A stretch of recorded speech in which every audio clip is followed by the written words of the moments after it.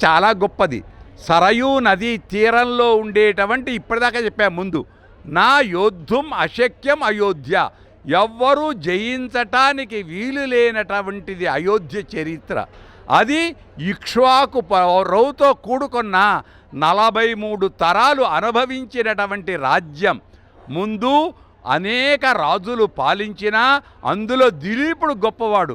ఆ దిలీపుడు సంతానం రఘుమహారాజు, అందుకే అది రఘువంశమైంది, రాముడి చేత కాదు, రఘువంశం.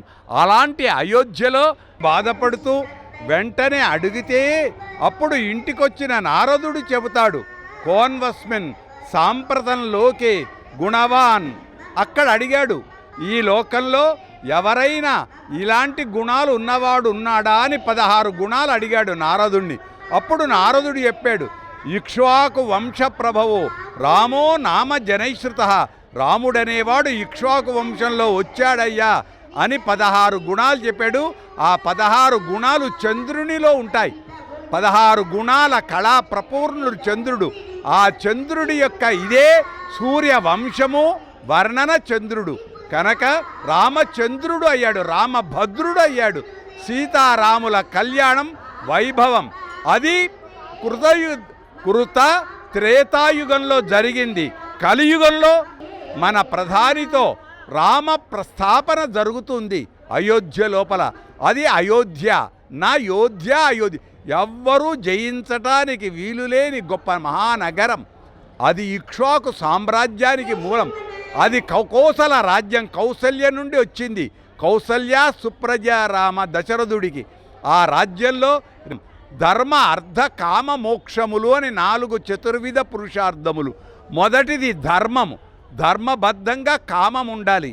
కామంతో అప్పుడు యోగం ఉంటుంది, భోగం ఉంటుంది. అంది రావాలి అంటే రాముడి వలె మనము ప్రవర్తించాలి. రాముడి వలె అంటే పితృాజ్ఞ పరిపాలకుడు కదా. ఇది నేననలే, సీతమ్మ అంటుంది.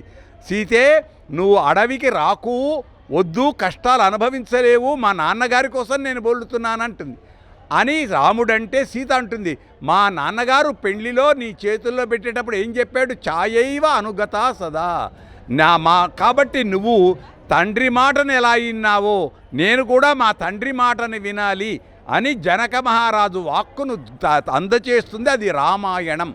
రామస్య అయనం రామాయణం.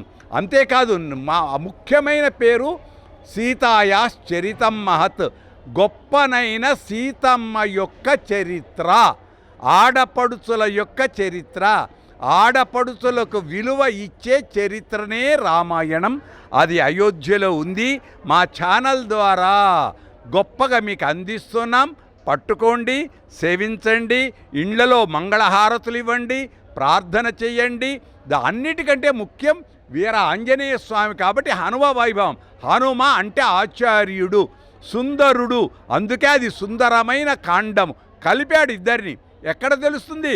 రాముణ్ణి చూచి ఆనందించాడు, సంతోషపడ్డాడు. కానీ సీతమ్మను చూచిన తర్వాత ఆంజనేయుడిలో చాలా మార్పు వచ్చింది. రాముడి కోసం కాదు, సీతదే గొప్పది. ఆ వైభవం భారతదేశానికి అందుగాక మా ఛానల్ వారికి కూడా ప్రపంచంలో గొప్ప ఛానల్ అయి వర్ధిల్లుతూ అందరి అభినందన సహస్రాలతో వర్ధతాం అభివర్ధతాం. జై శ్రీమన్నారాయణ, జై సీతారామచంద్ర భగవానికి జై, గోదా రంగనాథ భగవానికి జై జై జై. దాకా కళ్యాణం అంటే సీతారాముల కళ్యాణమే. అది ముత్యాల తలంబ్రాలే.